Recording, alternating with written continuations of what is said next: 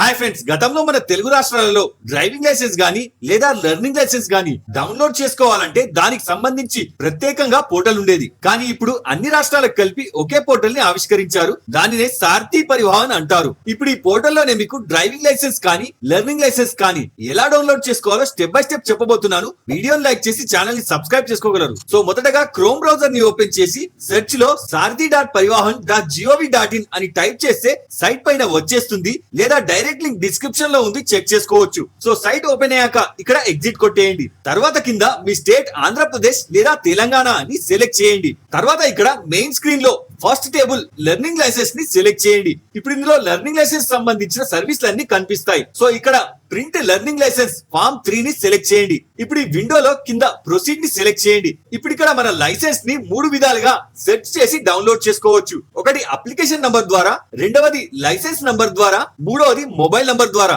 అయితే ఇక్కడ కొన్ని రాష్ట్రాలలో మొబైల్ నంబర్ ఆప్షన్ అనేది చూపించదు. అలాంటప్పుడు అప్లికేషన్ లేదా లైసెన్స్ నంబర్ ని సెలెక్ట్ చేయండి. సో ఇందులో అన్నిటికంటే ఈజీ మెథడ్ మొబైల్ నంబర్ కాబట్టి ఇక్కడ థర్డ్ ఆప్షన్ ని సెలెక్ట్ చేయండి. ఇప్పుడు కింద మీ మొబైల్ నంబర్ తో పాటు దాని కింద మీ డేట్ ఆఫ్ బర్త్ ని ఎంటర్ చేసి సబ్మిట్ చేయండి. ఇప్పుడు మీ మొబైల్ కి 6 అంకెల ఓటీపీ వస్తుంది.